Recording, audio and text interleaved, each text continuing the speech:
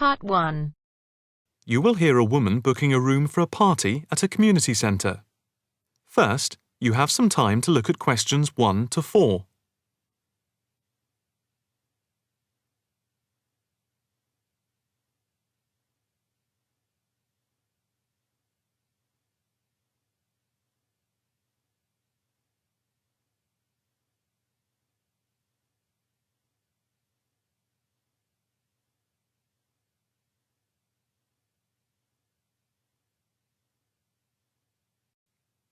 Now, the test will begin. You should answer the questions as you listen, because you will not hear the recording a second time. Listen carefully and answer questions 1 to 4. Hi, good morning. My name's Pete. How can I help you? Hi, my name's Maria Lincoln. I understand you hire out rooms in the community centre as venues for parties? Yes, we do. We've various sized accommodation. It depends on what you're looking for, really. We're looking to hold a party, a children's birthday party, and we need a room that will hold about 70 people, with space for a small disco area, games, dancing, and food. Well, we have a large room, and it would certainly hold at least 100 people comfortably. It's used a lot for parties and things like that. That sounds as if it might be suitable. I've tried various venues, and they're either booked up or they don't hold enough people. Can you tell me when you were thinking of holding the party?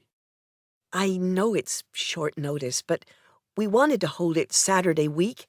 That's September 15th. Let's have a look. Yes, you're in luck. The Mandela suite is free then. I'll just write that down. Mandela. And the time. When were you thinking of holding it? In the afternoon, from 3:30 p.m. to 9 p.m. Yes, okay. There's no smoking on the premises, and we're only licensed to have soft drinks. That's okay. I think I'm happy to go ahead. Before you hear the rest of the conversation, you have some time to look at questions 5 to 10.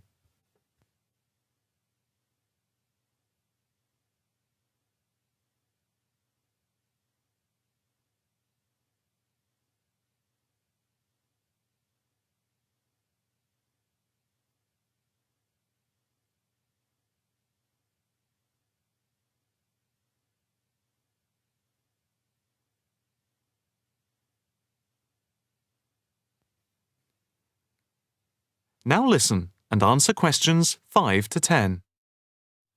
Can you just give your postcode?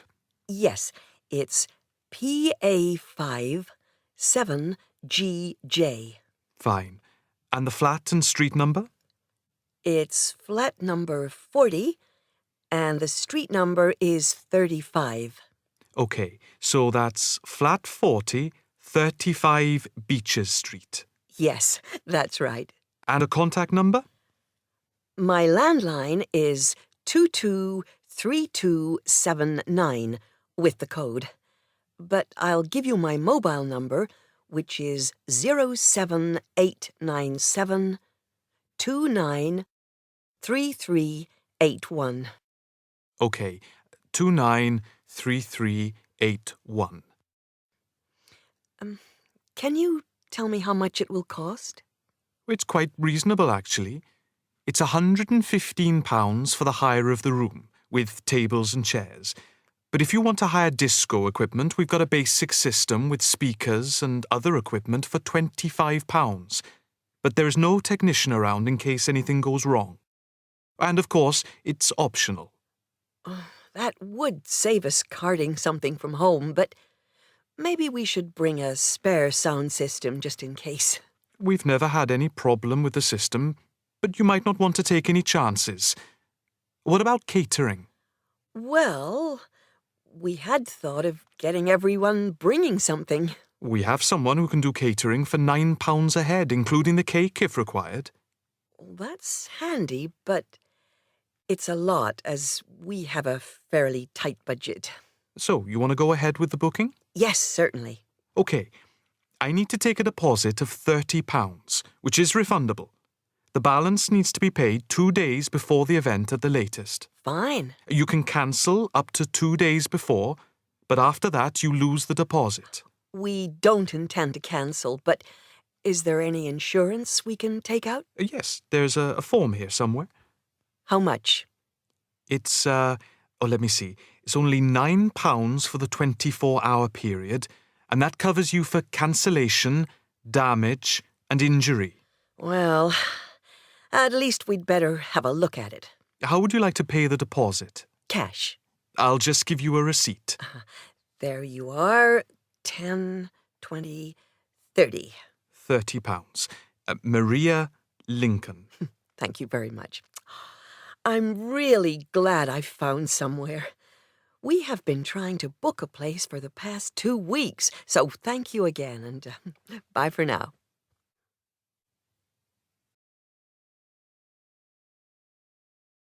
That is the end of part 1. You now have half a minute to check your answers.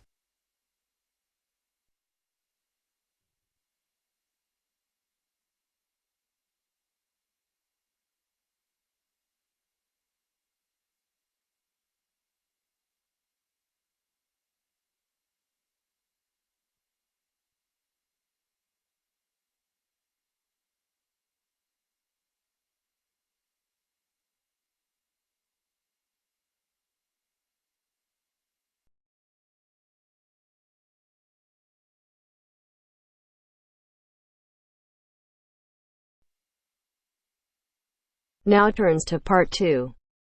Part 2. You are going to hear the director of the Leadership Council give his welcome address at a convention. First, you have some time to look at questions 11 to 15.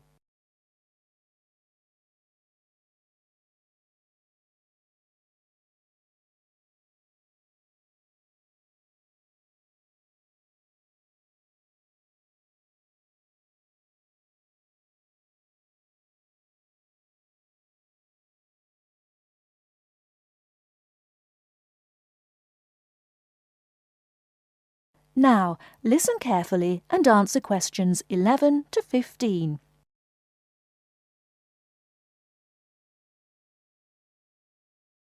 Ladies and gentlemen, can I have your attention, please?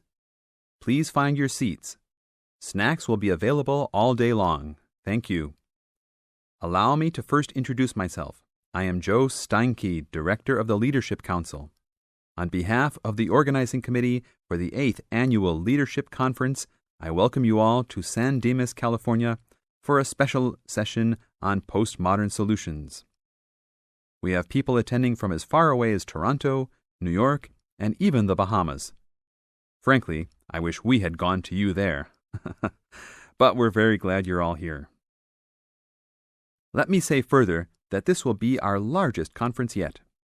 Registrations have far surpassed our expectations. For the first 3 days, we will be hosting more than 325 participants for lectures and workshops. Another 100 will be joining us for our final 2 days and culminating session on Friday evening. We also have a larger selection of seminars than ever, a total of 32. Because we know that you all will want to attend a few special sessions, we will repeat key seminars each day. So there will actually be 38 sessions. I'm sure you will all be pleased with the content and the quality of speakers.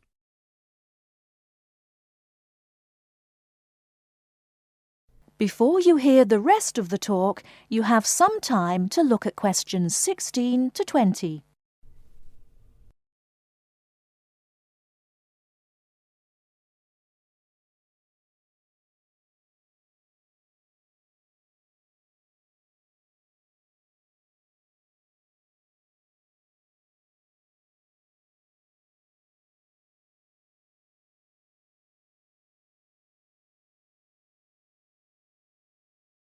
Now listen and answer questions 16 to 20.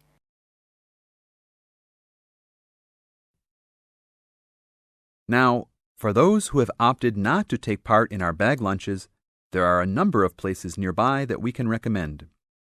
We are Located here in the convention center just across the street from the Harford Shopping Mall, and the place we most recommend is Vital's, which is just west across Queen Street on the opposite corner. Please be careful crossing both streets, however, as we don't want to lose any participants. If you're not up to Vital's, you can also get some Italian food at the Olive Garden, which is further down Queen Street and east on Danning Avenue, across from the police station. They have a great minestrone soup and excellent breadsticks, all you can eat. On the other hand, if you want some good old American food, you can head to Fuddruckers for some big hamburgers or to the Cattle Company for some fat, juicy steak.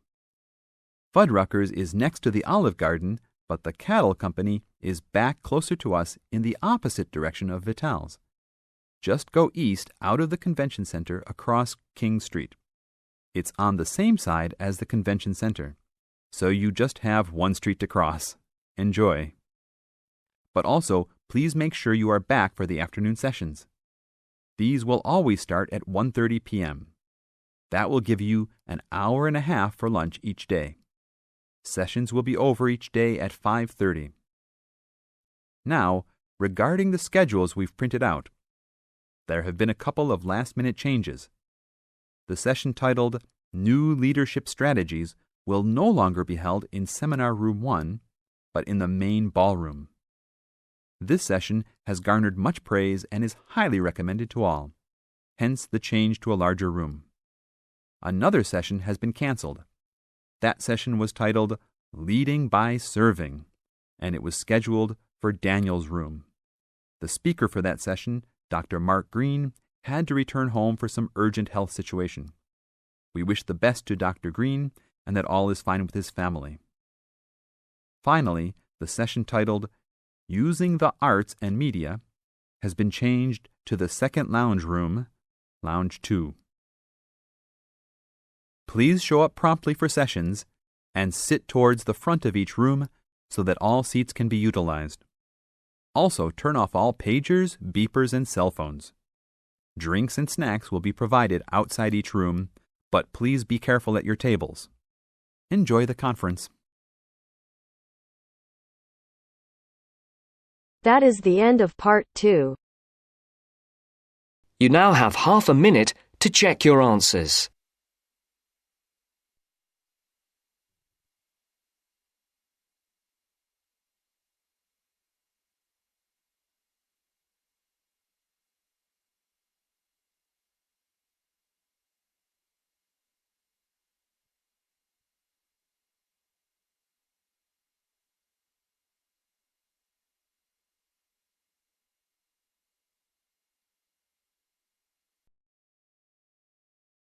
Now turns to part 3. Part 3. You'll hear an introduction on the housing conditions in Chapmanville. First, you have some time to look at questions 21 to 24.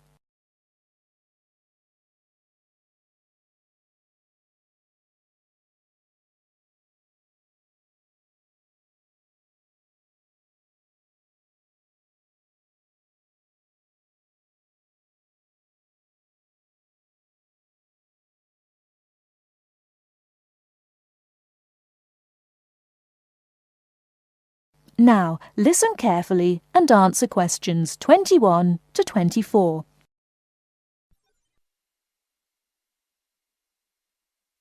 Listen carefully. Hi, I'm Gavin Murray.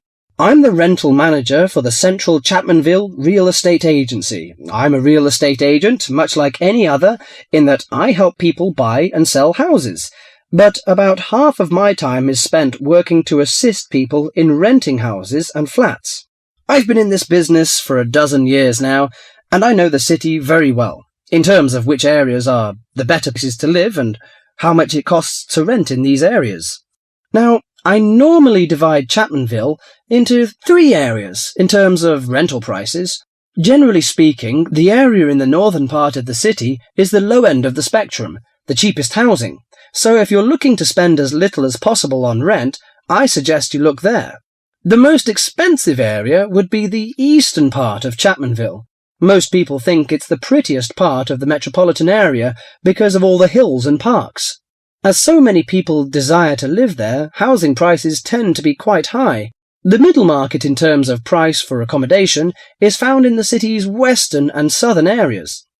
Now, let me give some examples of how much it will cost you to rent in these areas. Let's imagine you're a single person looking for a one-bedroom flat.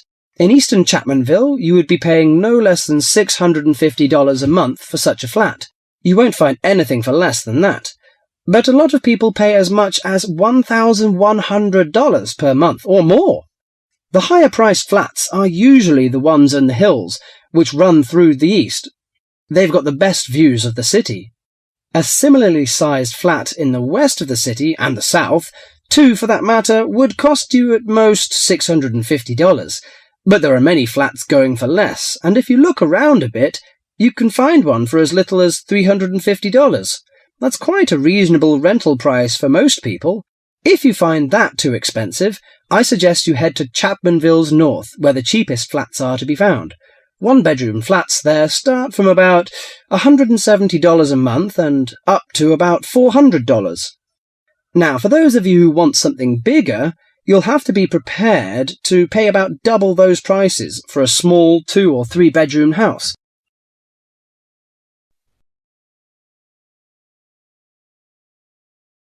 Before you hear the rest of the talk, you have some time to look at questions 25 to 30.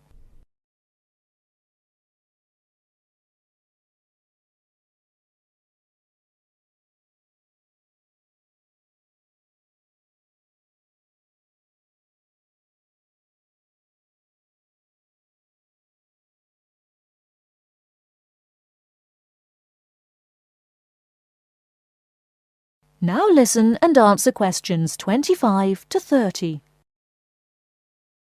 For those of you who want something bigger, you'll have to be prepared to pay about double those prices for a small 2- or 3-bedroom house. That goes for any of the areas I mentioned. Okay, so much for prices. What are the advantages and disadvantages of these areas? Well, I told you that the eastern part of Chapmanville is the prettiest. There are lots of parks and lots of trees all around there.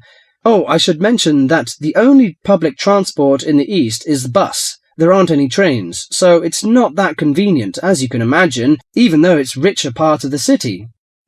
In the south, you've also got the river, but you won't find too many parks there, because of all the factories alongside the river.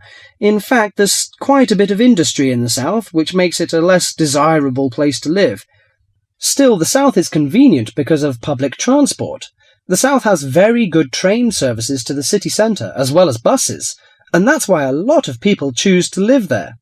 I said earlier that western and southern parts of Chapmanville are about the same in terms of the price you pay for accommodation. They also have the same sort of public transport services, but the two areas are quite different in other ways. The west is next to the bay, so it's quite attractive in that sense, but there are a couple of problems with the west. One is that the bay is polluted, so polluted in fact that you wouldn't want to swim there. I used to take my family there about 10 years ago, but now I wouldn't go near it. The other disadvantage of the west is that it is where the airport is, the Chapmanville International Airport. The noise can be quite annoying. Lastly, the north. In northern Chapmanville, as I said before, housing is cheap, quite cheap in fact, but you pay in other ways. For example, the area is very low and made up entirely of wetlands. It's beautiful in a way, but it attracts an incredible amount of insects for most of the year. The mosquitoes there are really bad. This makes things quite unpleasant, and so few people have any real wish to live there. But if money's a problem, that's the place to go. Just bring your insect repellent. Let me finish by again welcoming you all to Chapmanville and wishing you good luck in finding accommodation and settling down in whichever part of the city which suits you best.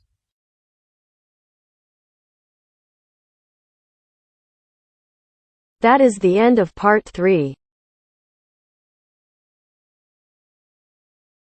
You now have half a minute to check your answers.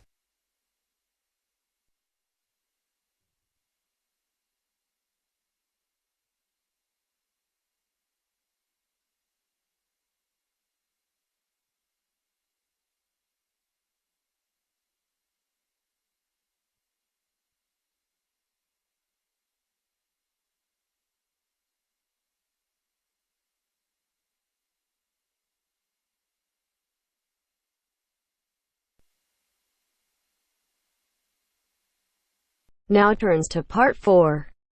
Part 4. This is Jane Frost with this morning's edition of Wake Up with Frost.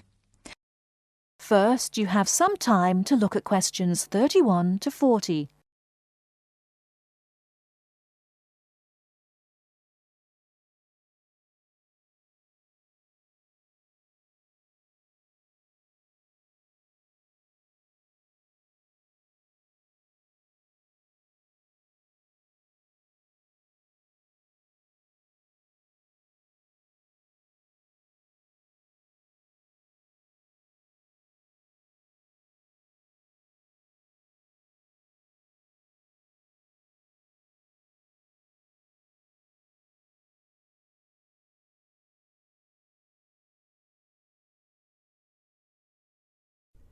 Now listen carefully and answer questions 31 to 40. Good morning. This is Jane Frost with this morning's edition of Wake Up with Frost. As you all know, for the last week we've been running a survey trying to find out what you, the listeners, think is the greatest invention of the last 200 years. The response has been amazing, double the amount we had last year, so thanks to all of you for taking part. We've had about 2,000 responses online and about the same on our phone lines. The lines are now closed, and this morning I can announce what the results were. So, here it is. You, the listeners, have chosen as the greatest technological invention of the past 200 years, and let me not forget to mention that 65% of you voted for this, it's the bicycle. Yes, the bicycle, first invented in 1818, and, would you believe it, the first bicycle was made of wood. The second bicycle had iron wheels. I cannot imagine what that must have been like to ride. It would have kept you fit at any rate. But for me, the best thing about the bicycle was what it did for women's rights. Yes, in the 1890s, it was the bicycle that meant women could change their clothing, start wearing trousers or pantaloons as they were known. Before then, women's clothes had been really uncomfortable, and I'd imagine quite difficult to breathe in. So, thanks to the ordinary bicycle, it was not only the man who wore the trousers in a home. Instead, women could now feel far more equal to their male contemporaries. And I'm sure you'll agree, the bicycle is a great way to get regular exercise, and of course, it's much better for the environment. And today, over 1 billion people all over the world ride bicycles, and for some, it's their only means of getting around from A to B. So, to all you bicycle riders out there, keep up the good work. Coming in a close second with 42% is the computer. I found out something interesting about the computer, which is that really, this word first meant someone who did mathematical calculations. Of course, today, with the development of the personal computer, computers are being used for everything from home use to business and even digital photography. I don't know about you, but I can't imagine life without a computer now. I guess closely related to the computer is the internet, and this got 12% of your votes. Maybe, like myself, many of you might think of the internet as being the World Wide Web, but actually the web is only one part of the internet. The internet began as part of the United States military network, but it later began to be used by businesses and academic institutions. Of course, today, the internet has so many uses. We use it for shopping online and entertainment, as well as to find information and send emails. But sadly, there is a darker side to the internet, and some of you have sent me emails about this. Finally, with 5% of your votes, is the radio. We think the radio was invented by Marconi in 1896, and he opened his first radio or wireless factory in the United Kingdom in 1898. In 1906, a man called Reginald Fessenden gave the first radio broadcast from Massachusetts. Ships could hear him at sea, and apparently he played the violin. As yet, listeners, I've spared you from having to listen to my guitar playing. But certainly radio is still important. Let's not forget that it was by radio that the Titanic sent signals to other ships. And with the popularity of TV today, I was secretly pleased so many of you had still placed importance on the radio. So, there you have it, the results of our survey. I think there are still important inventions that were not chosen but deserve a mention. Nuclear power and, of course, communications satellite, something which I am certain will continue to change the face of how we communicate with each other over both long and short distances. In fact, for me, the mobile phone is one of the greatest inventions of the last 200 years, if I think back to my first phone and then I look at what is happening now. Children born today will probably be more likely to have their first experience of the internet on a mobile phone screen rather than a computer monitor. Some of the new mobiles that are now being sold make it just as easy and as quick to find information on the web as on a computer. And let's not forget that mobiles now have digital cameras, word processing facilities, so you can type all your documents, and even personal organisers. I think it's quite possible that the mobile may even replace computers one day. That is the end of part 4. You now have half a minute to check your answers.